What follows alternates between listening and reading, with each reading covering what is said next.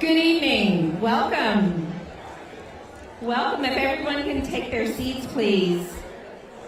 Good evening and welcome to the Democratic Primary County Judge Debate. I'm Angie Mott, publisher and CEO of the San Antonio Report, and along with Jeff Webster, the CEO of the Greater San Antonio Chamber, and our amazing teams, we are your hosts for this evening's sold out event. Thank you for our, yes, sold out event. Thank you to our candidates and everyone joining us, including the 2026 chairman of the Greater San Antonio Chamber of Commerce, Kevin Denon. We're glad you're here. We're also very grateful to our sponsors, especially USAA, who consistently steps up to ensure that civic engagement events like this are free and available to our entire community. Thank you, USAA.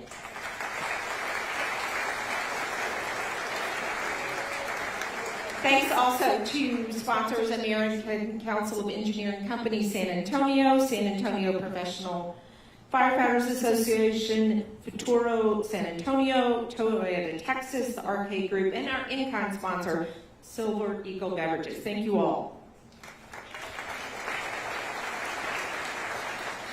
So civic engagement is really at the heart of the mission of the Chamber and the San Antonio Report.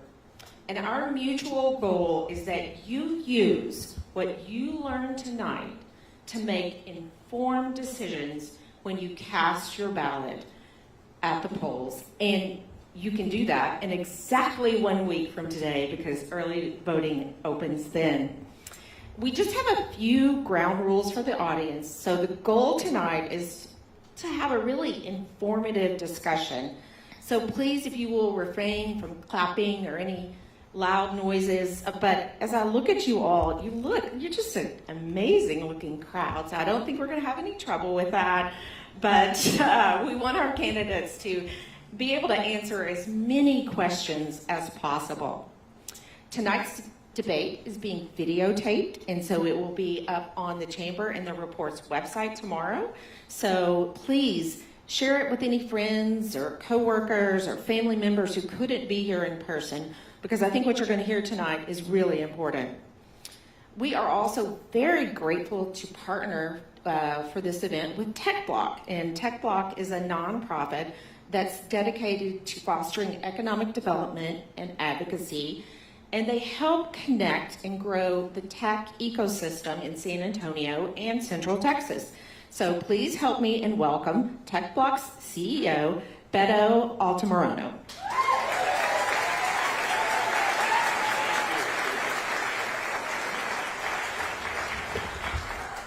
How's everybody doing tonight? Oh, come on. How's everybody doing tonight? There you go. Good evening. It's a pleasure to be here with all of you. My name is Beto Altamirano. I'm the CEO of TechBlock. I'm joined by our chair, Will Conway. He's somewhere around, and our board members of TechBlock. I'll start with a quick confession. Yes, I ran for mayor last year. And it's good to be back on the other side of the stage, where they're not going to be telling me or asking me about what people Google about me, okay? We're grateful to partner with San Antonio Report under the leadership of Angie Mock, and also the Greater San Antonio Chamber, led by Jeff Webster, to create this space for thoughtful, respectful, and productive dialogue that San Antonio and Berry County deserve. At TechBlock, we believe deeply in San Antonio's potential. This is a city of builders. It's a city of doers, of innovators, of small businesses, veterans, entrepreneurs, and families that create the future of San Antonio and Berry County every day. Our mission is simple: to make sure that opportunity is growing here in San Antonio and Berry County, that prosperity is shared, and that everyone benefits from innovation being built in this county. But progress doesn't happen by accident. It takes leadership, it takes trust, and it takes people willing to make tough decisions, long-term decisions that is going to impact our region for the decades to come. That's why tonight it matters. The office of Berry County Judge helps shape how we grow, compete, and care for one another, from economic development to public health, workforce development. These are decisions that ripple across every neighborhood in our city, in our region, which is Bexar County. Our goal is not sound bites. It's real conversation. It's big ideas. Tonight we're going to hear from two leaders who have dedicated their lives to public service. Judge Peter Sakai and former Mayor Ron Nirenberg. Because the future of this region is too important for anything less. We're going to test their ideas, hear from them, and tell the story of Bexar County, one that is being shaped tonight. Thank you for being here. Thank you for investing your time. And thank you for helping shape the future of Bexar County. With that, I'm honored to introduce the Editor-in-Chief of San Antonio Report, Lee Munsell. Thank you so much, everyone.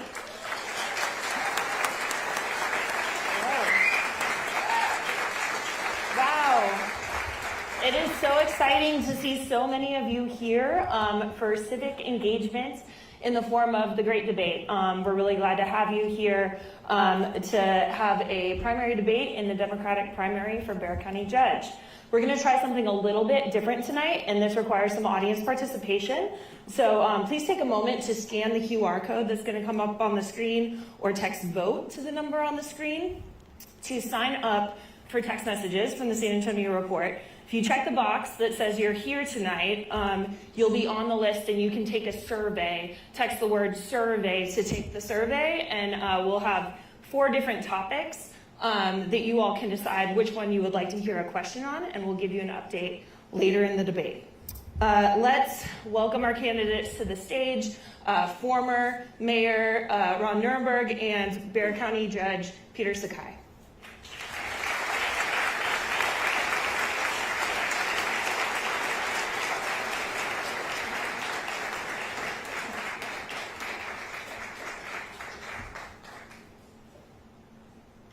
Wonderful.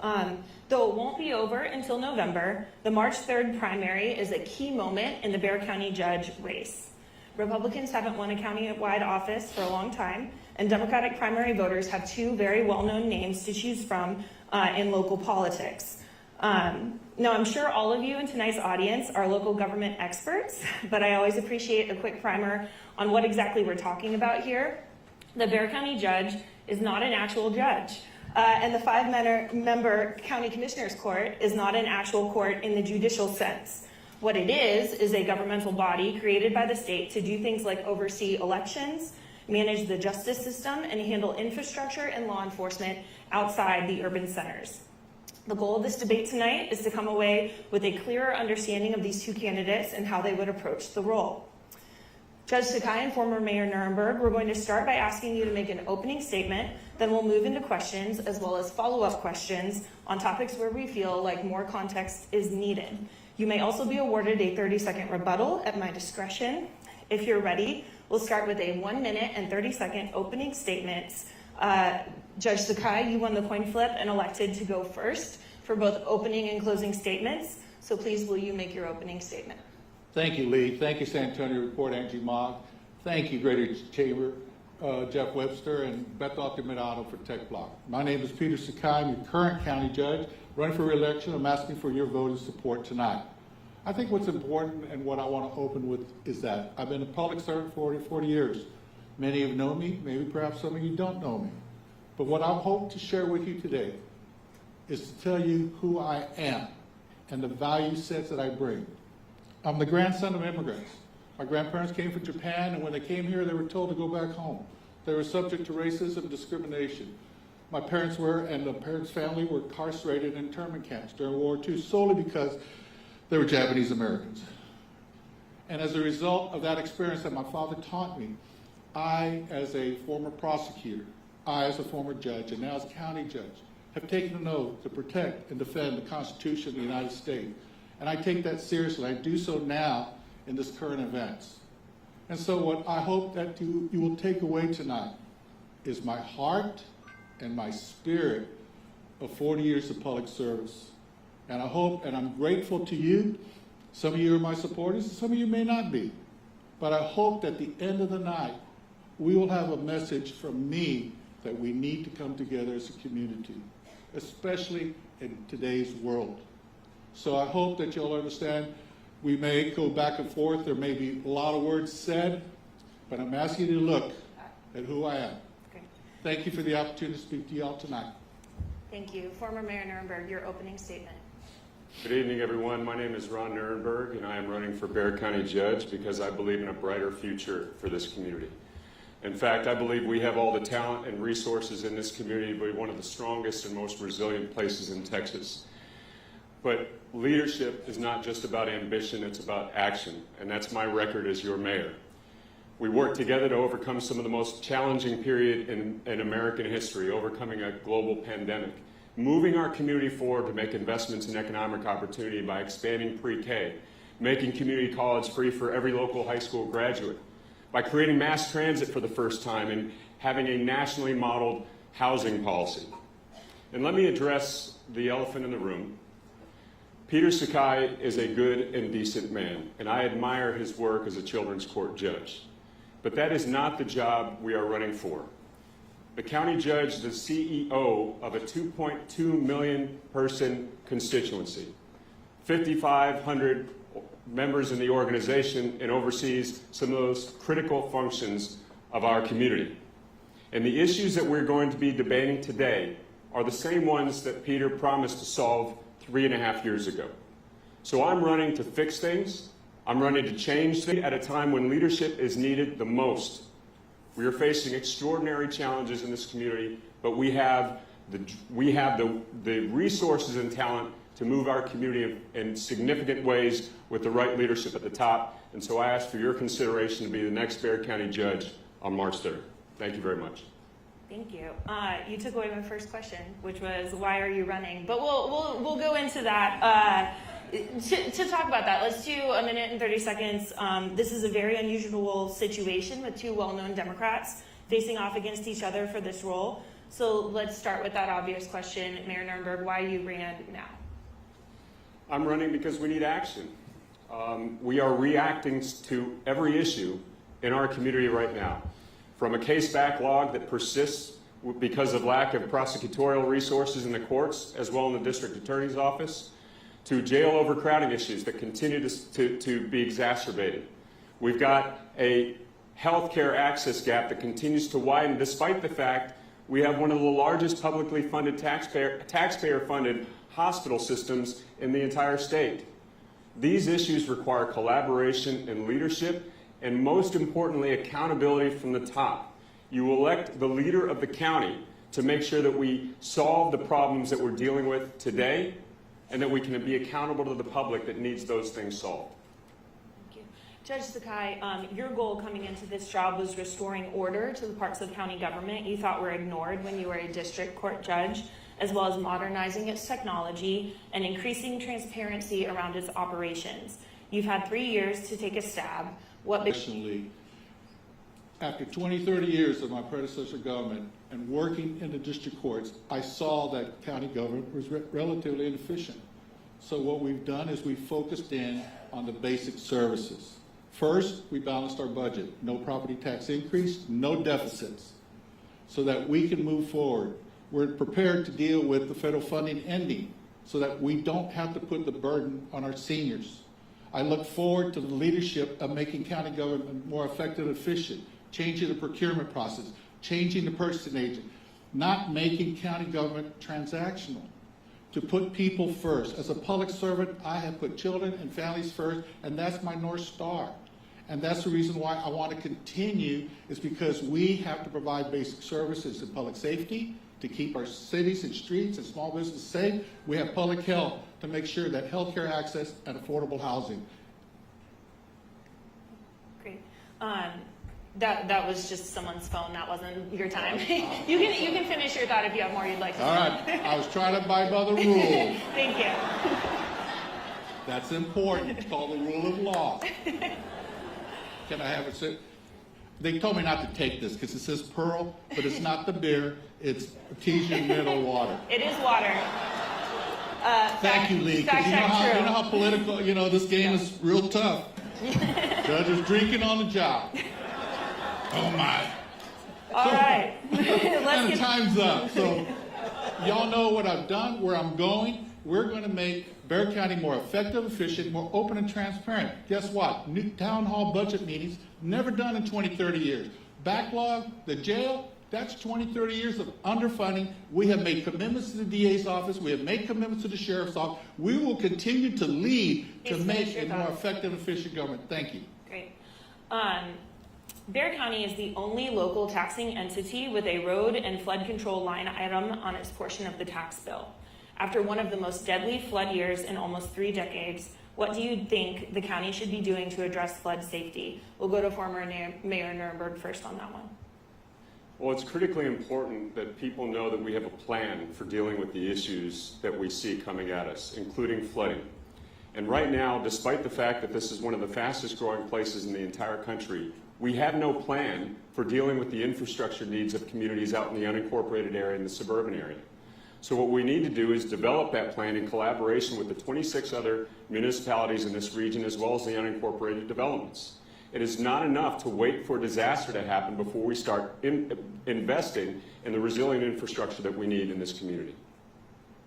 Judge Sakai, please take that question. Thank you, Ron, because what Bexar County did as a result of our leadership, as a result of the deaths last year at the Bible Creek flooding, 13 deaths, should never happen. Bexar County stepped up, and what we did is we invested $21 million in partnership with the San Antonio River Authority to put the next-gen flooding warning system into effect. We didn't sit and wait to see what the city of San Antonio was going to do. We were hoping to partner. We didn't know what the state of Texas was going to do. They're giving out $1 million grants, but we weren't going to slow down when it came to saving lives and to protect our community. So my vision and leadership was take action. I listened to both sides of the argument.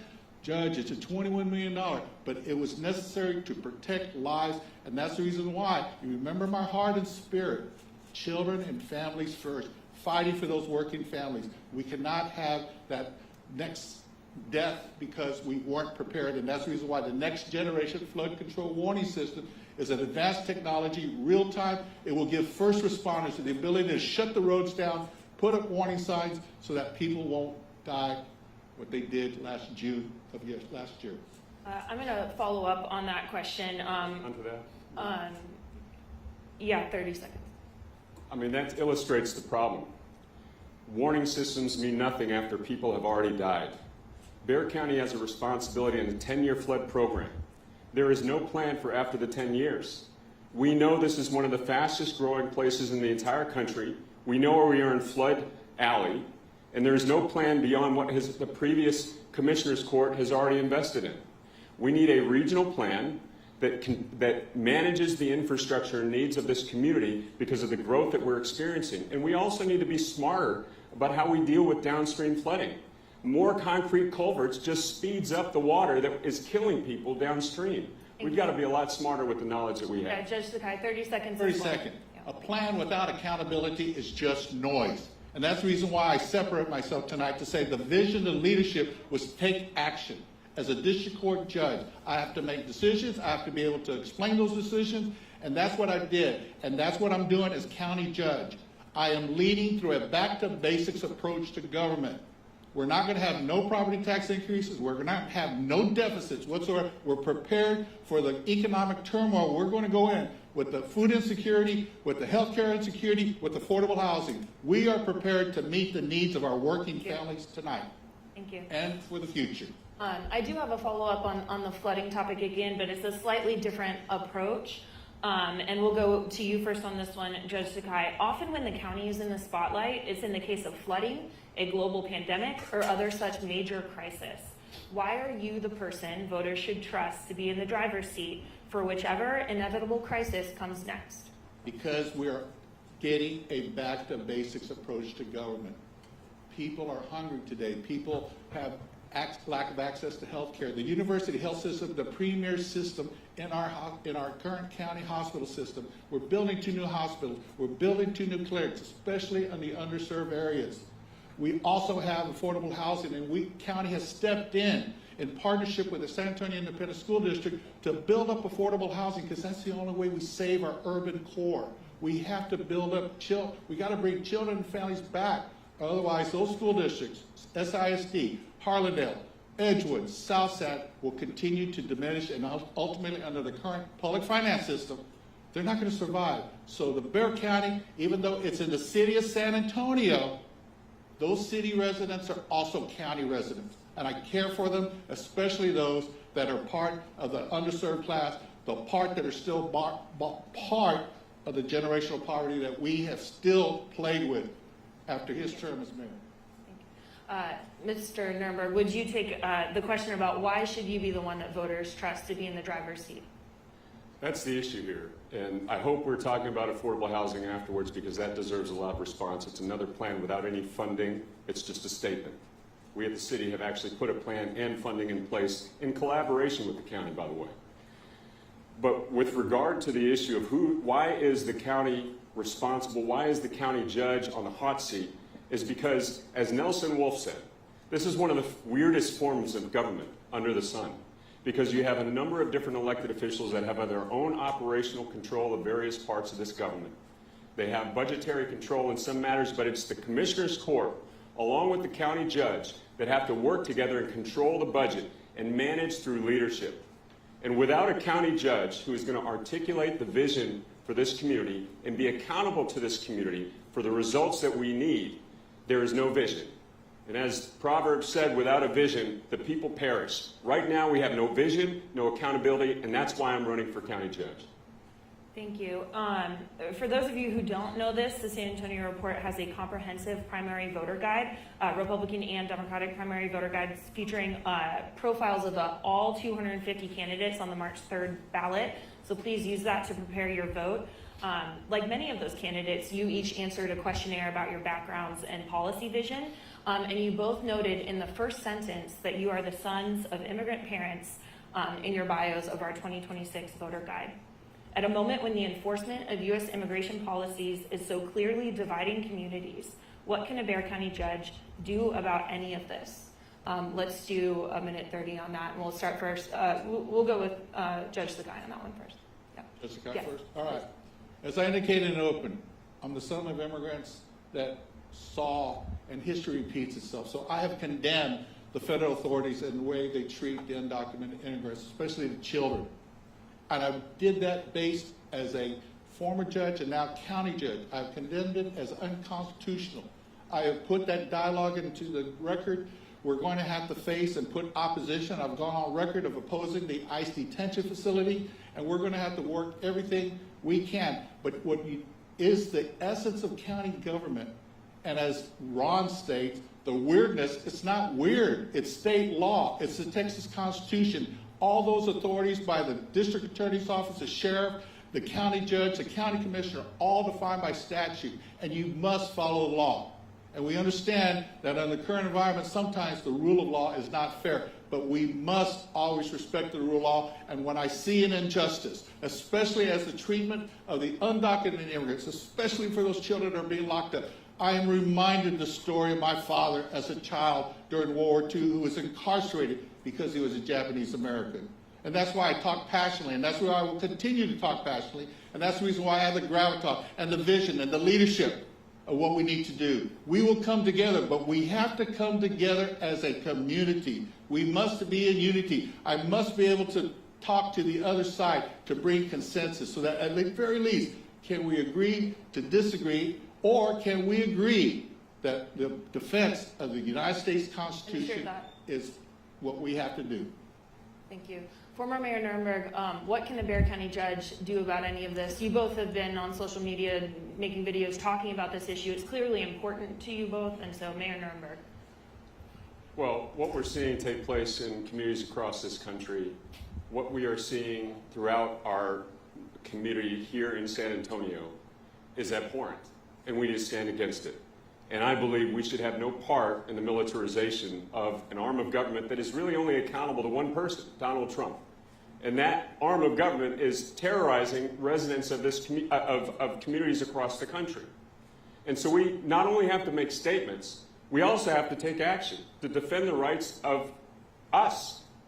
And so it's one thing to make statements, it's another to actually take action.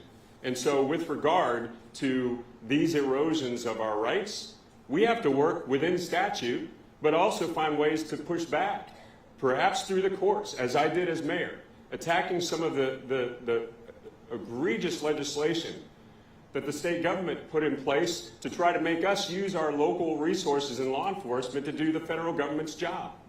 So there are things that we need to do, and frankly, with the ICE facility here in San Antonio, until ICE moves in, there is an opportunity to stop it. And to this point, I've only seen City Council try to take a stand at it. Every square inch of the city of San Antonio is also part of Bexar County. I have a follow-up question. But let me put on the 30 record. seconds. What I put on the record, I have stood with the sheriff, Javier Salazar. You don't see the sheriff assisting ICE in these unconstitutional acts of breaking down the door without a warrant, a judicial warrant. You don't see Commissioner's Court. The Commissioner's Court moved with my leadership with the vision and plan to protect the children by giving an immigrant defense for children and families. We are being sued. I was sued before by Attorney General Paxton on voter registration because I was protecting the right to vote. And I will protect the children who are entitled to due process at this time because that is what the United States Constitution requires, even though there are people that disagree with that. I will fight for the working families and the children and the families. I'm glad you brought that up because follow-up to that question is that your Commissioner's Court was just sued by Ken Paxton for its use of taxpayer funds to pay for immigration-related legal services. Do you plan to continue to fund an immigration legal service fund through the county budget, even if the state fights it? We're going to continue. We're going to fight. I beat him in court on voter registration, and I'll beat him again. And that's because I know the law. I know the Constitution. And although you don't have to be an attorney judge to be a county judge, all the prior county judges, you got to go all the way back 30 years before you see that there wasn't an attorney in that county judge. You need to understand the law. That's the reason why when the city tried to pass a paid leave ordinance under his administration, it was struck down. And guess what? I had to rule on that as a district court judge because it was quite clear it was unconstitutional. And unfortunately, the city had to spend a lot of money defending what was clearly an unconstitutional ordinance mandated paid leave, especially affecting small businesses. And I'm going to tell you, I support paid leave. I think it should be required.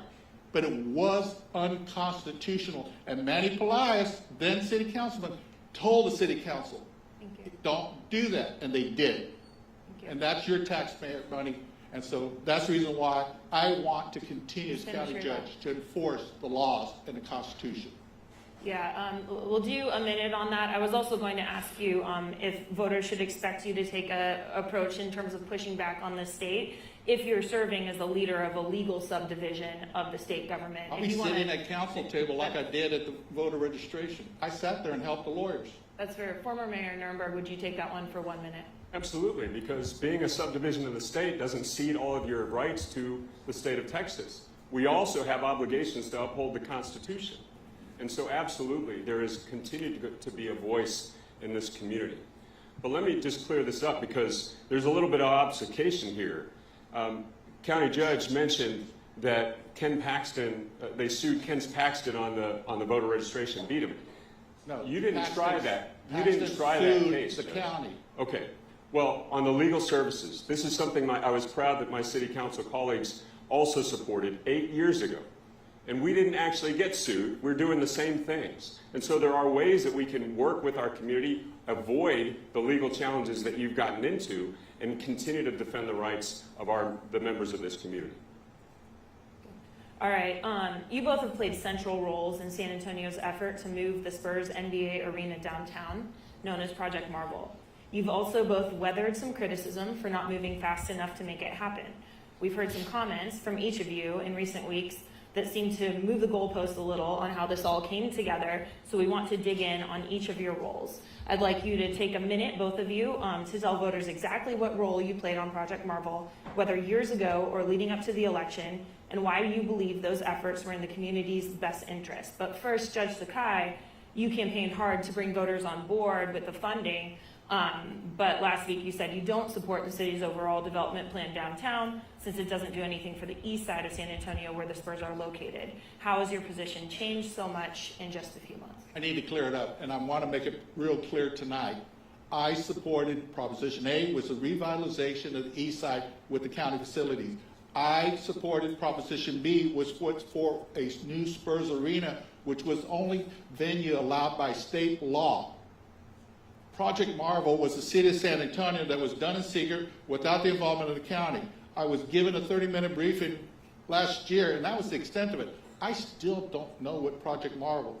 So I artfully said I opposed Project Marvel, but I went on record with Bob Rivard on the Big City, Small Town. I went on KSAT to say, in order to defend and promote Referendum B, which was the Spurs Arena, which would have been a revitalization, that's why I support. But let me tell you what the issue of Project Marvel is. The land bridge, the hotel, the moving of the chillers, a $4 to $5 billion. I caught holy heck from the community in regards to Project Marvel. So I separate, and I made it very clear, not only to the city, but to the Spurs. I was going to defend Proposition B for the revitalization, and I asked the city, and I asked the Spurs, can this referendums A and B be the revitalization of the east side, fulfill that promise that they made 20 years ago? Can it be a revitalization of the downtown? And with my leadership and vision, we passed A and B. I was one of the few elected officials that was out there, and I will continue to support the Spurs because we cannot lose them. And that's the reason why I was clearly, and I state clearly today, I support referendums A and B as it was stated in the venue election. Okay. That was a minute and 30 seconds. We had a little snafu with the clock, but it'll be a minute and 30 seconds also for former Mayor Nirenberg. But it's hard to know how you contributed since much of it occurred when this project was happening behind closed doors. Can you tell us what exactly your role was in the early days and why you believe you acted in the community's best interest on this city-shaping project? Sure. Well, first of all, that was anything but clear. And I don't know what it is with the all of a sudden 180, but let me remind folks. Peter Sakai put it on the ballot, he cut videos to support it, and then he was on stage saluting victory for it. So I'm not sure what about the 180, but let me remind folks, the arena doesn't happen without the investments that are part of Project Model. He knows that. They're part of the funding mechanism. If those developments don't occur that are part of Project Marvel, there is no arena. So that's a whole lot of disingenuous statements that my opponent just made. But let me be very clear about my role in this. There are so many things happening in downtown right now. We have one of the most unique downtowns in America. You've got the Alamo redevelopment, the Hemisphere project. You've got major investments happening in the Riverwalk. There's a lot of improvements with UTSA coming downtown. We need to think bigger than just a collection of projects and do something to uplift this community. And so in 2023, we met with Peter Sakai as the county leader, because if we're going to do anything related to downtown that's going to be complex like this, we need the city and the county involved. So to say that he was not involved, he's been in every single one of those meetings with the Spurs. And he knew about it, and he agreed with it, but he wanted his own plan for the east side fully baked, which is now still underway under his own non-disclosure agreements. And so the challenge was, we can't move forward together unless we move forward together. And so all of this that we're talking about now is convenient, recent memory, and it is concerning because what could be a transformational, uplifting moment for our entire community has turned divisive because of his convenient memory. Judge Sakai, 1 minute to respond. What I said on the east side that created that mischaracterization and misstatement was, what was Project Marvel going to do for the revitalization of the east side? And after his 12 years as council and mayor, I've said, what has changed out here? And Project Marvel. So let me focus in as to my leadership and where we need to go in regards to project. First, the city needs to really clearly define it. And I don't know under the current mayor and council what Project Marvel still is. Do you? And as a result, I want the back to basics approach to government. I want parking. I want that traffic flow all to be fixed. Otherwise, Project Marvel and its grandiose schemes, whether it's a land bridge, whether it's a hotel, moving the chillers, revitalizing whatever, unless we focus on infrastructure, we got a nightmare coming in when that whole, now, the beauty of this is Spurs are not leaving until I'm convinced, and we've had those talks to 2032. So for all those, when are those contracts coming out, Judge? We ain't shovel ready. So I want to focus in on basic county government, which is the focus is on infrastructure. Former Mayor Nirenberg, I think the other city leaders who ran in 2025 heard loud and clear from voters that they didn't like the closed door negotiations in the early part of Project Marvel. What lessons did you take away from how that project came together, and how would you assure Bexar County voters that major spending decisions will be treated with transparency and respect for public input? 1 minute on that one. We're all in the pursuit of making sure that we work together as one community so we don't end up back in 1997 with the city and the county on separate pages and promises made to the east side that never get fulfilled. The goal of bringing us all together falls flat when you have one entity not willing to work with the other. And so that's the lesson. The challenge here is, Peter mentions the importance of the east side. Right now, all we have is the $200 million that is going into the Freeman Coliseum grounds. The promises that are being made about the east side revitalization will not come true unless the east side residents are part of that process. And right now they are not. In fact, you have the two representatives that represent the east side communities who are barred from those talks. Councilman McKee Rodriguez, as well as Commissioner Tommy Calvert, need to be part of those discussions if we want to make sure that the goals of the east side community are met. And if we don't get this right, we will never get another opportunity for another generation to do something big again. So under my watch, I will make sure that the communities are included and we no longer have these kinds of discussions waiting for one entity to pull up from the other. Have a rebuttal. 30 seconds. Again, a misstatement. I have in my hand a memo to file. We had Commissioner Calvert at our April 2025 meeting. Councilman McKee Rodriguez and his staff were there for the May, July, August meeting. We had a public information meeting with the public, with this advisory council on October 1. Both Councilman McKee Rodriguez's staff and Councilman Calvert's staff attended the meeting. We have always briefed, and Councilman McKee Rodriguez, City Manager Eric Walsh were briefed on what the East Side Advisory Council did on June 27th of 2025. Commissioner Calvert was also briefed. A misstatement for the record. Let's talk about the east side. Specifically, this is a follow-up for Judge Sakai, so 1 minute. You had a vision for the Frost Bank Arena. In fact, you kind of held up this to get onto the ballot before moving the Spurs. Voters liked what you came up with, supporting Proposition A at higher levels than they supported Proposition B. But since then, delivering it has looked somewhat challenging. Only one bid was submitted when the Coliseum Advisory Board sought a master developer, casting doubt in some people's minds about whether, again, this vision for the east side will come to fruition. Can you tell us where that project currently stands and when the community can expect for ground to be broken? Well, the East Side Advisory Council continues, and we're going to engage now in a robust community engagement. One of the things that people didn't understand, I had to push back in the referendum, was the venue tax could only go to a venue that was related to tourists. So I heard the community saying, hey, what about housing? What about sidewalks? What about streets? What about drainage? That money could not be used. So I strategically, as the county judge said, let's keep this issue about referendum A, which was the county facility, so that the Frost Bank Center did not become the next Astrodome.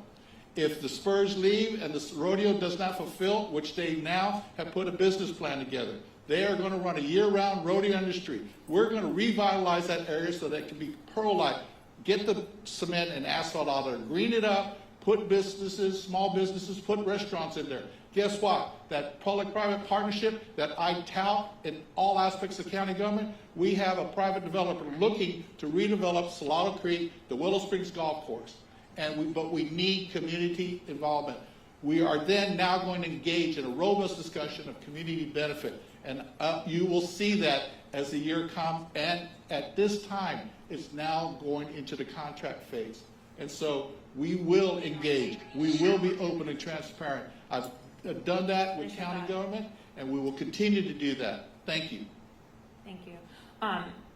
Mayor Nirenberg, something I'd like to clarify for the audience really quick, the Proposition A and the East Side, this is something the county is really going to own. Proposition B and Project Marble, obviously the county is a contributor to that. It's an important part of a downtown project. But Proposition A and what happens on the East Side is truly the purview of the county judge in a different way. And obviously Project Marble has come up on the campaign trail and is part of both of your records. But I do want to talk about what's happening on the East Side. So Mayor Nirenberg, you would inherit the responsibility of delivering on a major redevelopment of the East Side that you didn't really help dream up. How would you plan to pull that off? That's what I'm talking about, is that the community needs to be involved in the process of envisioning the East Side redevelopment outside of the Freeman grounds. And it's incorrect to say that the city is not involved in that process, because even in Peter's remarks, he's counting on the Willow Springs to bring the public value to that process. We need to make sure that we're engaging the entire community to make sure that they're envisioning and they have some self-determination in the efforts that are happening outside of the Freeman Coliseum grounds to do what was not done back in the early 2000s, which is make sure that there's economic activity that activates small businesses in the East Side, make sure there's residential opportunity and recreational opportunity. And I do appreciate some of the comments that have come out outside of those meetings with regard to a community benefits agreement, bringing in educational opportunities to the East Side. So those are the areas that are going to truly revitalize the East Side. That's the part that has not been done, it has been not considered. Well, I would like to have you each take 30 seconds and tell me when you think we can break ground on any of this on the East Side. No, my first question to my opponent is, where's the details? That's your project. Oh, that's yours. What are the details of your plans? You said a lot, but where's the details? I have a detail to reform the Frostbank Center so that it can compete, obviously, with the new Spurs Arena.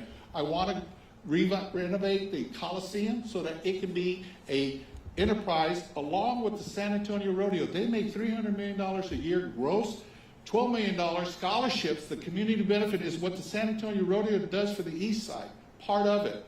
Thank you. And so what we need to do is we have details, and as far as your specific question, it will probably be the next 2 to 3 years before all these contracts, because we have to figure out what the city of San Antonio is going to do with the Spurs Arena and the $1.5 billion investment. Again, a public-private partnership that will allow the growth, the revitalization of downtown. And that's the reason why I separate myself from a Project Marble, a City of San Diego project, unless we get the details. And that's what's still lacking at this time. Former Mayor Nirenberg, I'd like to give you 1:30 on that, because I think that's how much time we just took. So will you tell us how long you think it will take to break ground on the East Side if you inherited that project? And let's hear some details. Sure. Well, again, the reason why there's no details is because there's no plan. And the plan involves the community. The community needs to be at the table to develop the plans for what happens to the revitalization outside. And you've got plenty of efforts right now underway with Commissioner Calvert to bring the community together to develop those plans. It's not just about the Freeman Coliseum. If it was, we would be story over in 1997. But the benefits to the community, the revitalization that's been promised to the East Side, has to include the community members from the East Side, and that is the process that has not taken place to correspond to what Peter's talking about. So why did Representative Barbara Govern-Hawkins in a forum in the East Side ask you, after they met with you when you first started mayor, that there was no follow-up? And you challenged her on that statement, and I'm still asking, where is your plan for the East Side? Because that's the reason why the East Side has such anger, distrust. And that's the reason why I put them first, so that we could make sure that the East Side was taken care of, so that all Bexar County, as a result, are going to grow. Economic growth equals economic prosperity. Thank you. Former Mayor Nirenberg, 30 seconds to rebut that if you'd like. I'm not sure what to respond to from that. Okay. Was there a question for me? It was about East Side involvement, not having East Side involvement. But Well, he's talking about something from 8 years ago. I'll tell you what we did 8 years ago. In collaboration with all 10 colleagues on the city council, we finally instituted equity in the city so that the communities that needed infrastructure dollars were getting their fair share of resources. One of the challenges is making promises that we're going to end the disparities in infrastructure and economic development in communities overnight. This has occurred over generations. And so bringing up the east side to parity with other areas of this community is going to require continuous investment. We have done that now for 9 years in a row at the city, and we will continue to do that under my leadership at the county. Thank you. The way that we're going to do that is with education and workforce I have more development. questions. Okay. So you both have said, we're moving on to the next question. You both have said you support creating a separate diversion center for the Bexar County Jail aimed at steering people with mental illness or developmental disabilities away from the criminal justice system and into treatment. The city has moved for a feasibility study, but we're talking millions of dollars and untold months or years before this becomes reality. On any given day in the Bexar County Jail, more than 100 inmates are waiting for a hospital bed. The average wait time for non-maximum security inmates for a bed is 277 days, which is about a month longer than the state average and far more than the maximum sentence for a Class B misdemeanor, which is 180 days in jail. With a new joint city-county diversion center still a long ways away, what is your plan to reduce those wait times in the meantime? Judge Sakai. What we need to do and what we started with our jail public safety plan, for which at a prior forum he took credit for. Well, here it is. This was prepared by my staffer, Cynthia Cost, that was all signed off. Nearly 30 recommendations will focus in to keep our community safe, but yet deal with those issues. In regards to the jail, I am committed to diversion and deflection. Let me explain. Diversion means after they're arrested, you try to get people that have mental health, drug or alcohol addiction, or whatever, medical issues, and divert them away from the jail. Deflection is to keep people from entering because they don't belong there. Low-level offenders, people that may be unhoused, people are there because there's just no place to go. The Bexar County Jail is the largest mental health facility, and you know what? He says it's all your fault, but it's as a result of 20, 30 years of underfunding the district attorney's office, underfunding the sheriff's office, underfunding the courts. And for 3 years, and that's all I've had, I have reinstated the funding for the sheriff.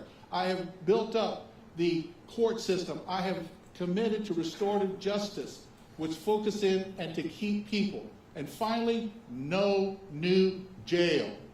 If you build it, we will fill it. We have an issue of disproportionality, which means it will be filled with people of color. And that's still an issue that plagues our criminal justice system. Why? Because I know it. I was in the court system. So I am committed to get people out of that jail that don't belong there. Thank you. And I have a plan. Thank you. Former Mayor, will you talk about your plan to reduce wait times? Sure. Well, this is the issue. This is the same issues we've been talking about for the last 3 years. These are not new ideas. The Bexar County Adult Detention Facility has become a de facto mental health institution and homeless shelter, and that's wrong. We need a diversion center, and we have resources to be able to do that. The University Health Hospital is an incredible organization that is doing a lot of capital investment. Some of that capital investment needs to be in the diversion facility that we can work in partnership with the Center for Healthcare Services to run. In addition to that, we need to address the case backlog system issues within the district attorney's office and the court system. We have too many people going into the jail because there's nowhere else for them to go. And then we are spending millions of dollars shipping additional inmates to other counties. All that needs to end. These are not new ideas. We need to take action, and we do that by bringing folks together to solve that problem. Thank you. And what I've done... We're going to move forward. We had a moment where we asked the audience to give us a topic that they're most interested in. I believe we have the results of that survey ready to go. Growth was chosen by the most people in the audience tonight that they'd like to hear about. So let's ask that question now. The background of every conversation we're having today is massive local growth. The Texas economy is growing at a faster rate than the nation as a whole, and that's particularly true for rural Bexar County, where rooftops are now going up much faster than in the landlocked inner city. That's given the county more tax dollars to work with, but it also means an increasing need for all of the services that the county provides. What are some concrete ways you expect this growth to show up in our communities over the next decades? And how can Bexar County take advantage of the opportunities this growth provides? Judge Sakai, will you take that one first? With my vision and leadership, we have committed to economic growth. Economic growth equals to economic prosperity. What's happening? I've got 2 Japanese industries coming. America Cantera has set up its corporate headquarters during my 3 years, and tomorrow, Senko Plastics will break ground with Optech with Max Navarro. 2 Japanese industries that were looking at awesome.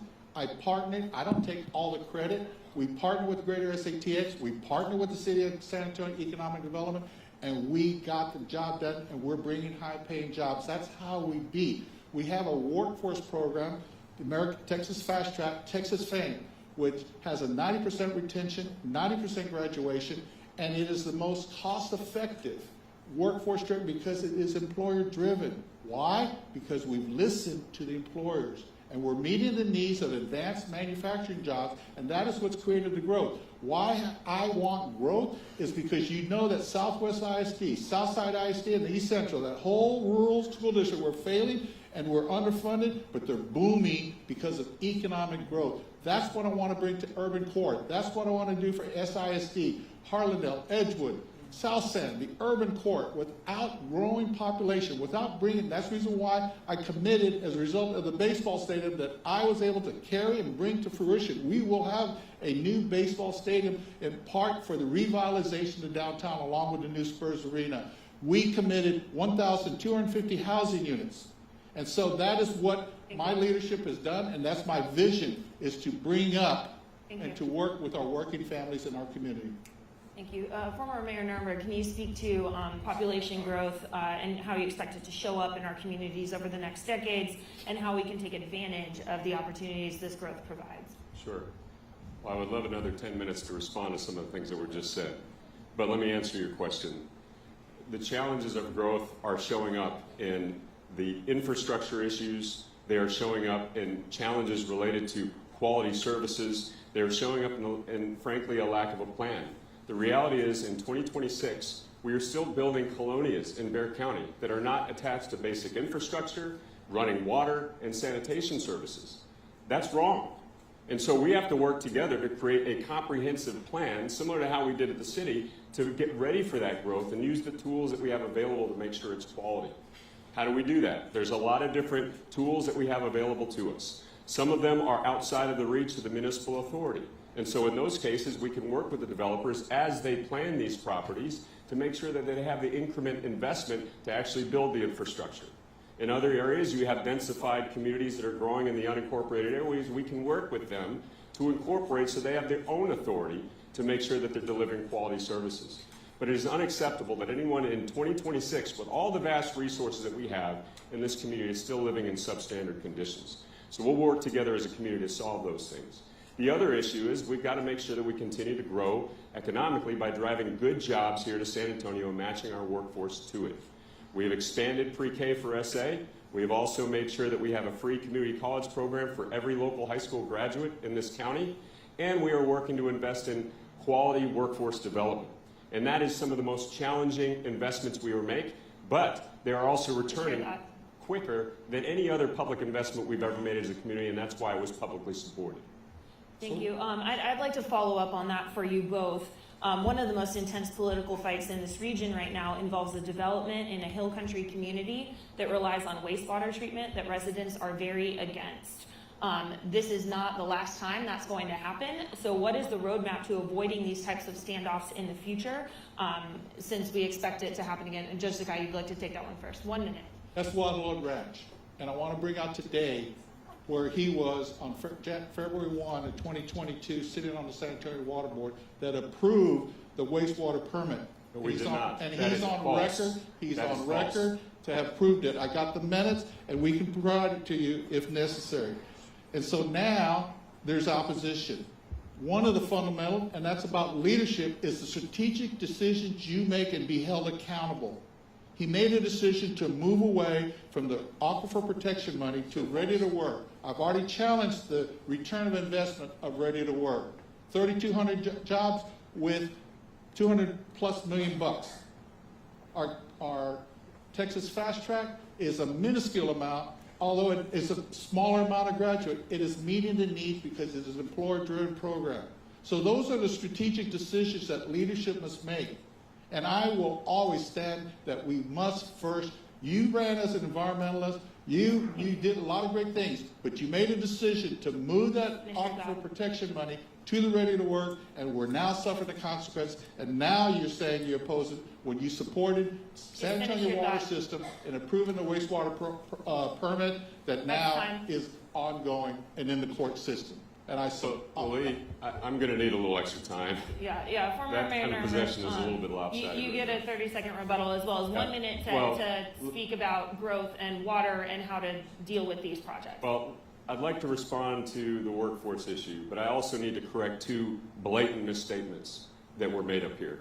The first one is, under the state law of Texas and Public Utility Commission Code, if you are in the CCN of water service delivery, you have to approve the delivery of service. You cannot discriminate. And so the San Antonio Water System approved delivering water to the Guajalote Ranch development. And in the process, we also did not approve wastewater treatment. And so they go now to the state to try to get wastewater service, which is the battle that's going on now. And we have always said we reserve the right to contest that permit. It is wrong without a plan. We're going to continue to see this threaten our aquifer. And if there's one thing that I've been consistent about over the last 12 years, among many other things that we've talked about that are desperately needed, is the protection of the Edwards Aquifer. We also need transit in this community. We need better education in this community. So what my colleagues on the City Council did is we did all of those things. By shifting sales tax to ready to work for 4.5 years and then to transit, we now have transit coming to this community. And before we did that, we made sure that there was an ongoing commitment to the Edwards Aquifer Protection Program at the same level it was being done with the sales tax for 20 years. And we did that. It has continued to be funded. We continue to buy conservation easements. And that's what it takes to be creative and innovative in a challenging environment. We need to be able to plan for this growth and deal with it. Now, if I can respond to the workforce development piece. Yeah, 30 more seconds. Sure. Well, ready to work is the option of last resort for thousands of people in this community who are struggling in poverty. And if we have the audacity to talk about poverty in this community, we should be willing to do something about it. And today we have 15,000 plus people training for new jobs. We have over 3,500 that are already placed in new jobs, and each one of those are, the average participant is a single mother raising children in a household that comes from $11,000 per year.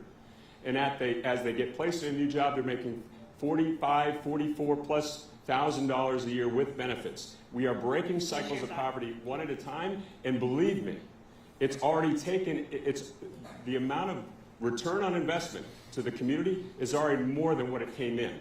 And so this is how we break cycles of poverty. We don't just talk about it, we do something about it. But I want to go back to Guadalupe Ranch.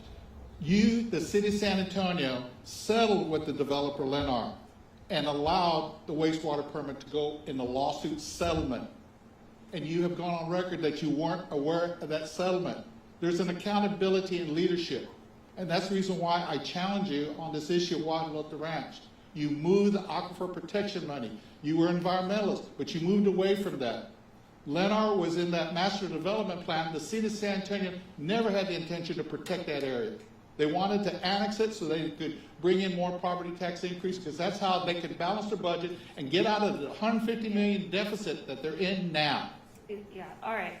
We need to move forward just for the basis of time. So let's talk about money and how limited it can be sometimes.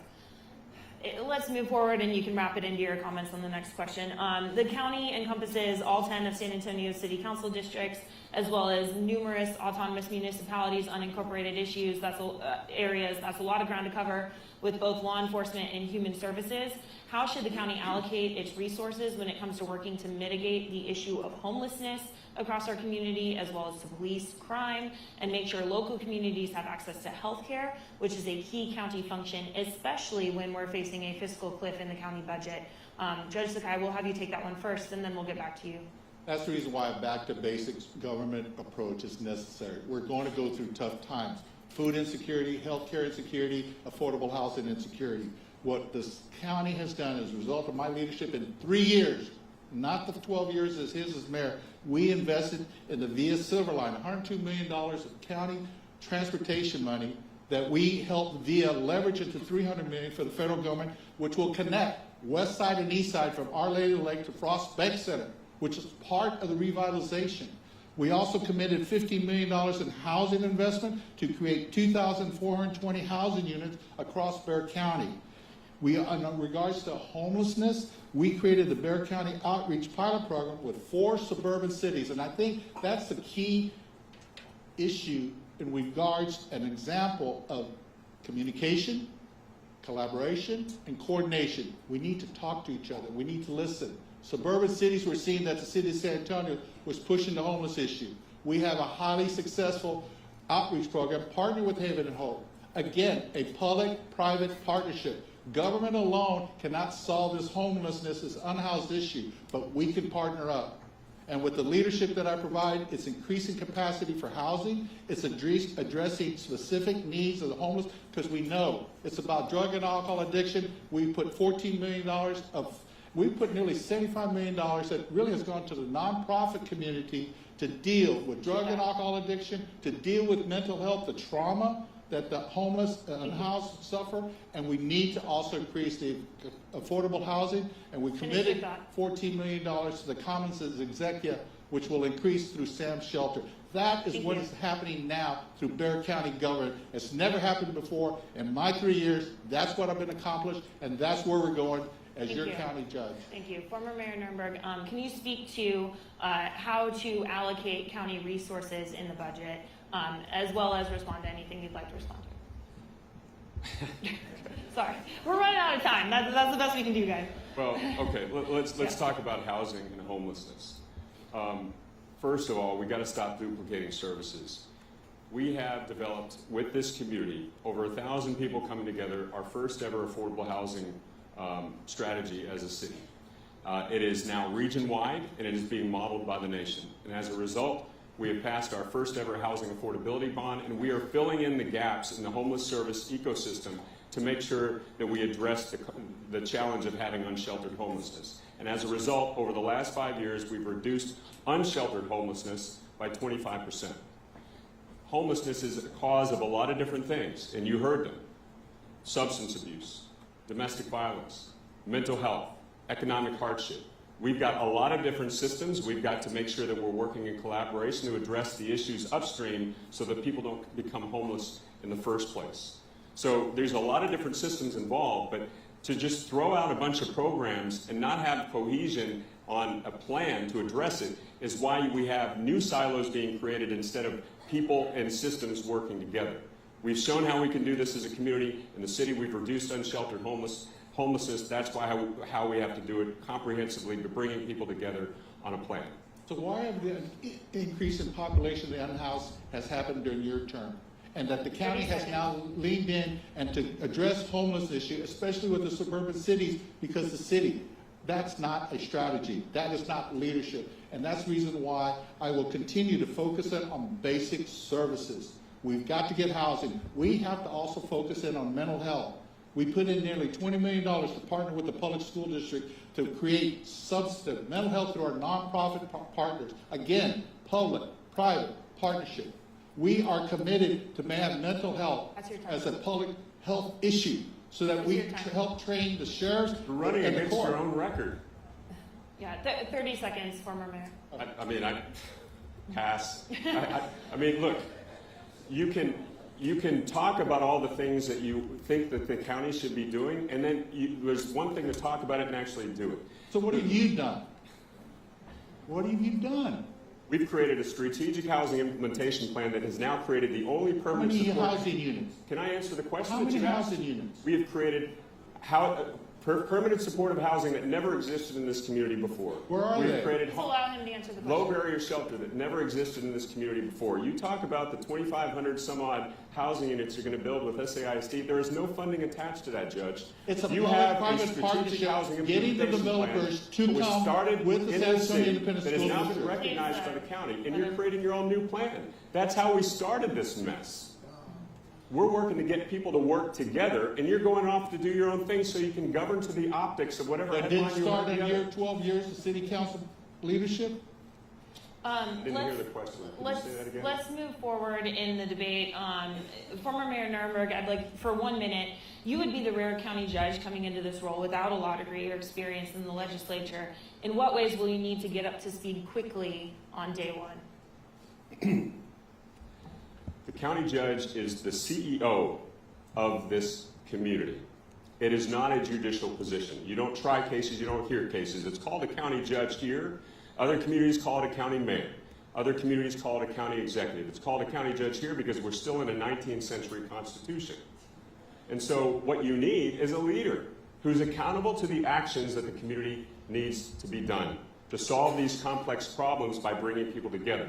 We all swore an oath to protect and defend the Constitution. That's not breaking news. We all have to know the laws to make sure that we're operating under the proper statutes.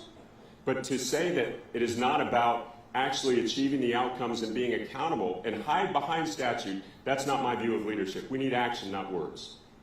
Judge Sakai, for you, the Bexar County, well, I have a question for you on the judicial piece. The Bexar County DA is its own elected office, but your purview is to support that office. In a debate we hosted last week between all 8 Democrats running for DA, they talked about limited resources, staffing, and training as some of their main challenges. You've had responsibility over the success of that office, yet they say there's a lot of problems still there. What do you think still needs to change? In the predecessor government, which I was sitting there as district court judge, I am telling you that the district attorney's office, the law enforcement, the sheriff, the constables, and the court system were underfunded. I had to argue, and in 1 year, I had to do a mandatory 10% decrease, just fly out because of the 2008 budget cycle. That's the reason why I'm very sensitive to fiscal responsibility, fiscal management. We need not to put the property tax in. That's a line in the sand that we cannot put it on the seniors and disabled. And so the district attorney is an elected office. The sheriff is an elected office. The criminal justice system is complex. Let me give you this analogy. The 4 legs of the stool, district attorney's office, court, and the court system and the commissioner's court is the funding mechanism by law and statute. What is truly needed to make a stool strong are the pegs that connect the stool, not the individual legs.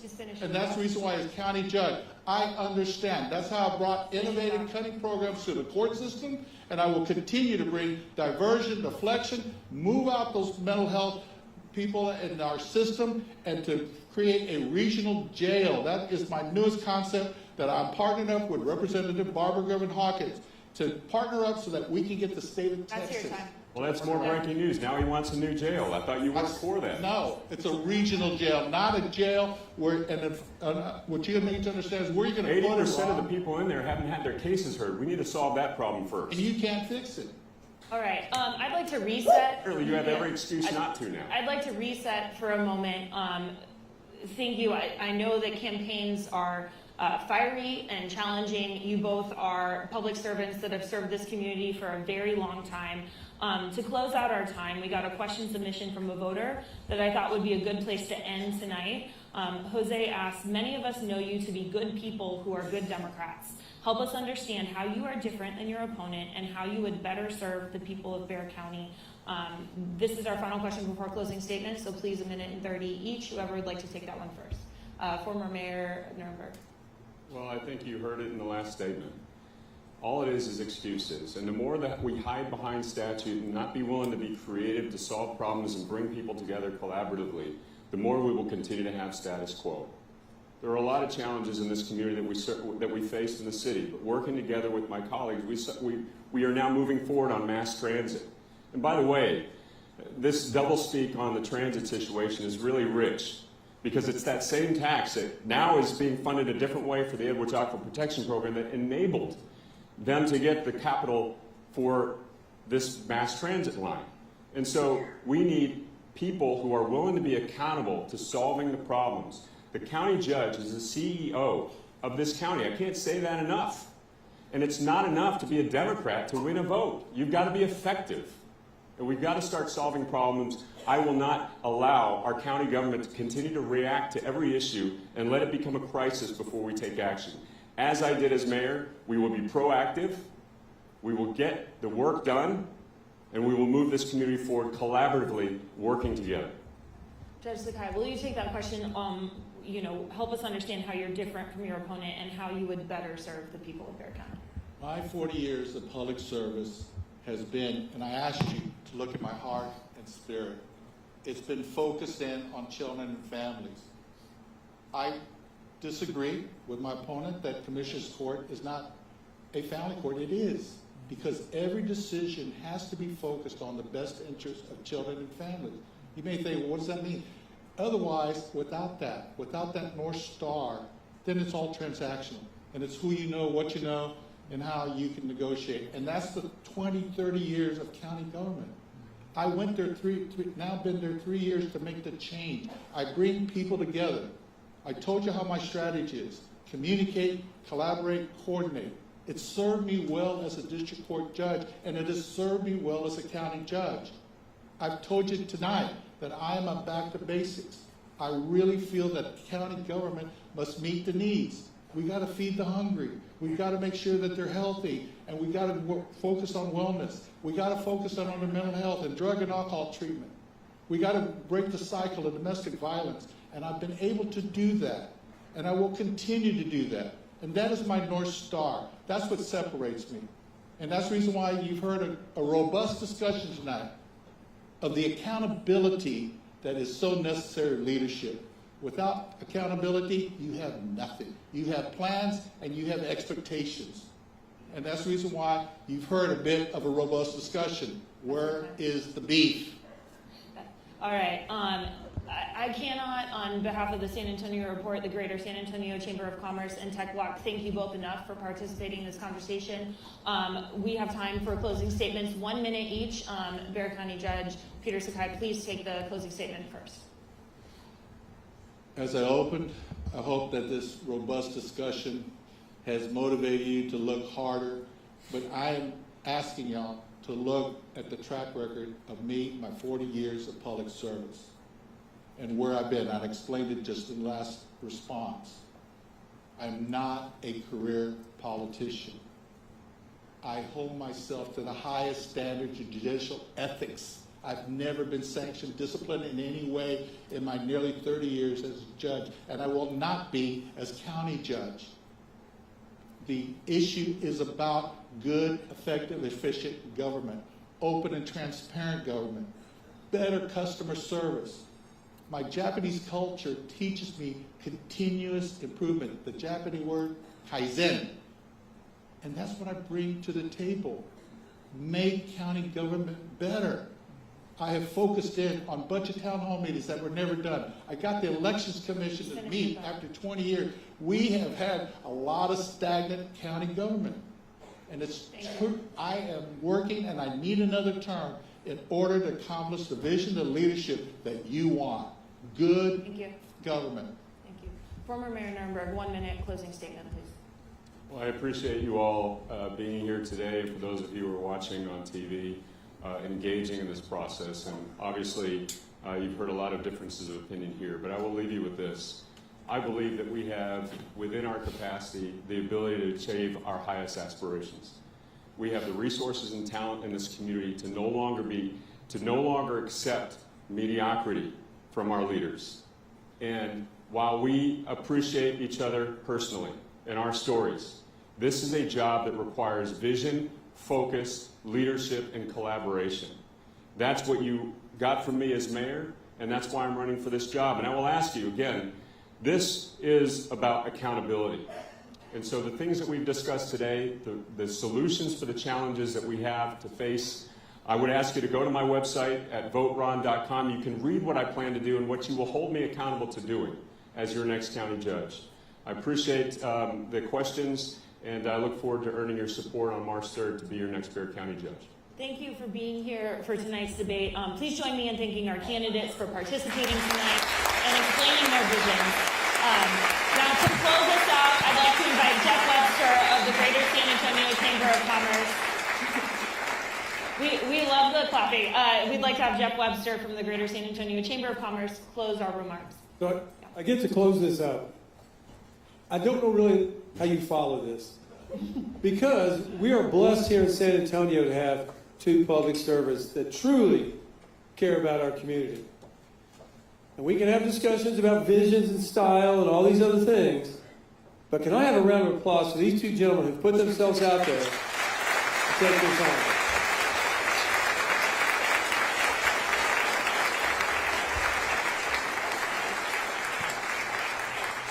Again, I would like to thank our presenting sponsor, USAA. I also left off one at the beginning. We are friends at AT&T. This is being broadcast live in several channels, so I hope we're driving it all through AT&T and it's worth your while, AT&T. Thank you for being a part of this. We have a VIP reception out back if you've got one of the bracelets. We thank you for being a part of this. I've been a part of the political conversation here in San Antonio for over 30 years. It is hard to get 50 people in the room, let alone over 500 here tonight, to participate in public service in this conversation.